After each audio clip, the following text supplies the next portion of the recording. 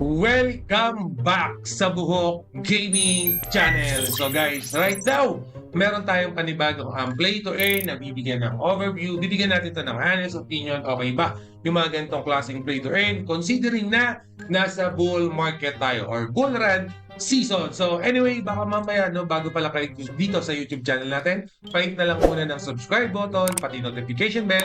Dito sa Buhok Gaming, nag-upload tayo ng mga bagay-bagay na pwede natin pagkakitaan. So hindi na natin papatagalin yan. Do-double check natin tong walang iba kung hindi daily shop. Guys, play to earn tong game na to. Pero right now, sa mga naghahanap ng free-to-play dyan, I'm not na pilawan pa ako. Kung naghahanap kaya ng free-to-play dyan, itong daily shop guys, hindi siya free-to-play. Okay, so heads up na kagad. So, kung kayo gusto mong laruin tong game na to, gusto mo magkaroon ng earning, definitely kailangan mo ng NFT and it will cost you. So, before natin i-dive into mismong game, check lang muna natin tong Twitter page nila. Magpa-follow tayo kasi yung mismong concept naman ng game nila pretty much straight forward lang. Okay, so may mga pag-giveaway sila Twitter right now and then yung mga information nandito na rin. So, guys, again, Binance or BNB or Binance Smart Chain yung network na gagamitin natin. So, to begin with, bago tayo magsimula, bago kayo kumita dyan, kailangan nyo ng NFT. Itong NFT na to, ito yung mga gagamitin natin para magkaroon tayo ng earning dito sa game na to. So, Buhok Gaming, paano bumili ng NFT dyan? Considering na nakapag-registered na kayo, na-connect nyo na yung MetaMask nyo, by default, kailangan nyo munang mag-deposit ng USDT dito. Okay, so, for example, in my end, meron akong 232 na USDT. Pakita ko muna sa saglit.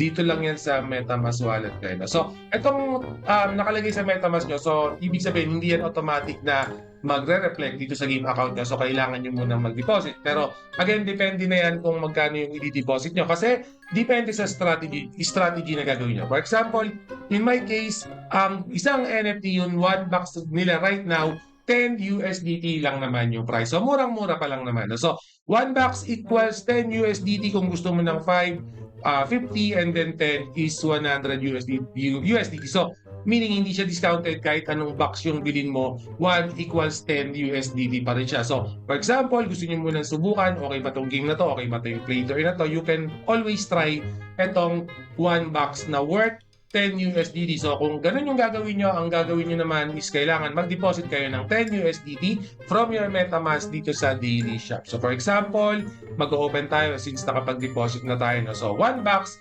equals 10. So, di-deposit muna tayo sa Glen.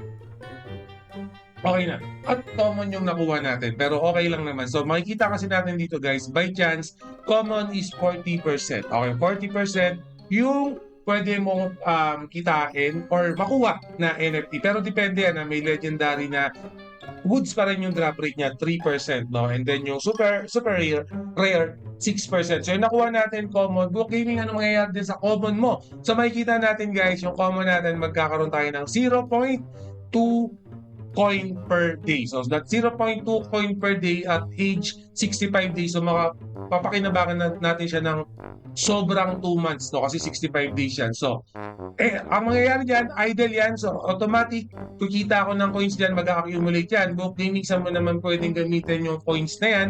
I-click lang natin tong games. Dito sa games kasi, for example, itong zombie mode. No? Itong zombie mode, mas maganda to. Pwede kang kumuha ng mga coin, additional pagkakakitaan. Aatakihin yan. Pero with that, yung mga attack niyan, it will cost you some coin. No? Pwede nyo ipunin yung coin nyo kahit huwag na kayo mag-zombie mode. Okay lang yan, pero I suggest na mag-zombie mode kayo kasi nga may mga additional earnings pa yan. Okay, pag umaatak kayo dyan, may reward kayong makukuha. Okay, so kung in daily basis may nakukuha naman na reward yung NFT nyo, naka-AFK lang naman yan, naka-idle lang yung NFT nyo, why not na i-try nyo tong zombie mode? No? So pag aatak kayo, nandiyan yung mga rate, no? For example, stick lang yung pag-a-attack nyo, 0.06, and then pag night, that's 0.3, and then kunwari, gun yung gagamitin yung pang-attack, 0.6. In our case, since 0.2 yung kinikita natin daily, bago ko magamit itong gun, kailangan ko maghintay ng 3 days, okay, bago ako maka-attack. Pero tignan nyo naman yung attack rate, no, pag ganyan yung pinili ko, mas okay. So, ako, in my end, siguro maghihintay na lang ako ng 3 days para umattack dito, okay? So, 0.6, okay na ako dyan. Pero kung magna-knife ako, so almost 1 and a half day kasi 0.3 something. So 1.5 day yung hihintayin ko. So kayo, depende sa magiging strategy nyo. And then for example, gusto nyo lang ng stick one attack, kahit daily, pwede kayong umatake. Pero just imagine no, kung 0.6, actually pag 0.6, makaka-attack ka ng at least 3 times a day. If I'm not mistaken, 0.6. Oo, mga 3 times a day, no? So, okay, tama. Mga 3 times a day yung pwede mong gawin sa daily. So, kung 3 times a day ka dito sa 0.6, no? And then 3 days, makakata ka ng 9. So, dito sa barrel, since 0.6 siya, mas mataas pa rin. May bonus 1 attack pang nangyayari. Okay, so ganun yung magiging concept. Alright, so meron pa tong shop na ito, for example, dito, ito free USDT naman to, so okay lang yan. Pero for example, gusto mo mag-upgrade ng ibang shop na bibili ka pa ng panibagong NFT, for example, like will also cost you. Wala na akong balance, ubus na. Pero it will cost you pag bumili ka pa ng panibago. Pero pag ito kasi binili mo para magiging booster ito nung NFT mo. So yung coins na kikitain mo, mas magiging malaki yung profit mo in a daily basis. Kasi, so again, for me guys, kung gusto nyong seryosohin tong game na to, I highly suggest din na kumuha kayo ng NFT shop. Hindi siya required, pero malaking tulong to para kumita kayo. And then, ano yung suggestion mo dyan, Book Gaming? Kasi madami siyang shop na pwedeng bilhin. So ako guys, ang sasuggest ko lang sa inyo, isang kunin is itong level 2. Okay, bakit level 2? Kasi yung level 1 guys, ang presyo niya 3 USDT. Pero be mindful, yung mining power ng level 1 is 0%. Okay, unlike dito sa level 2, 7 USDT siya pero meron siyang mining power na 4%. And then yung NFT limit niya per day is 10. Okay, so madami kayong NFT na pwedeng i-hold or hawakan dito sa level 2. Considering yung level 1, wala na siyang additional na mining power, so hindi mo mabuboost yung mining capability ng NFT mo. And then yung NFT limit niya is 5 lang. Unlike dito, by 4% additional booster ka na, meron ka pang NFT limit na 10 per day. So, mas malaki yung pwede mong kitain, no? Pero yung iba kasi, syempre, yung level 3, ang laki na ng diferensya, no? From 7 USDT, 20 USDT na kagad yung level 3. And then, syempre, level 4, 50 USDT na. So, again, kung sinusubukan pa lang naman natin itong game, we are just testing the water. We are just testing the depth of this NFT. I suggest, syempre, mga minimal amount lang yung pinalabas. Ayun kasi, yung gagawing approach ko, ayun kasi yung gagawin kong diskarte for this one. Okay, so, ganun lang. So, right now, pag bumili kayo, dito nyo yan itatayo, no, sa parang empty space na to, itong bakanting lote na ito. Diyan nyo siya itatayo. Okay, so makikita natin yung NFT nga pala natin.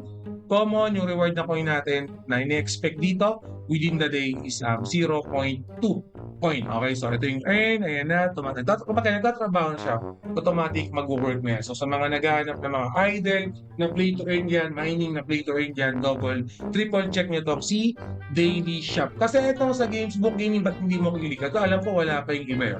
Hindi pa siya activated. Anyway, ilalagay naman yan sa Twitter nila once na naging active na. Okay, so make sure na i-double check niya. Itong may ranking din sila guys, hindi ko pa rin siya makiklik. Teka lang, alisin ko lang itong mukha ko para makita. Okay?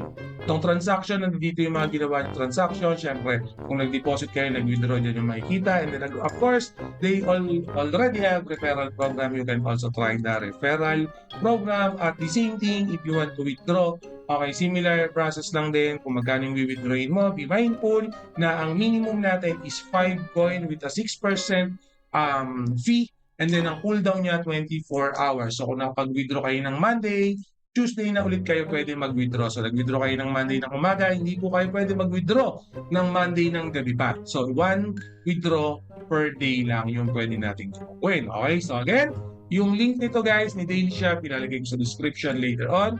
Double check nyo, napakadali lang ng mismong concept ng game. As mentioned kanina, hindi kayo mahihirapan. Pero yun nga, no, siguro yung downside niya, is wala tayong free-to-play version. Pero okay lang naman, since minimal pa lang naman yung USDT niya. And syempre, bago pa yung project, kaya hindi pa ganun kamahal yung mismo price nung NFT niya. Okay, so triple check lang guys kasi ako mismo lalaroin ko. Minimal amount lang, 15 to 20 US dollar. Okay, pwede ko lang ilagay dyan. Double check natin.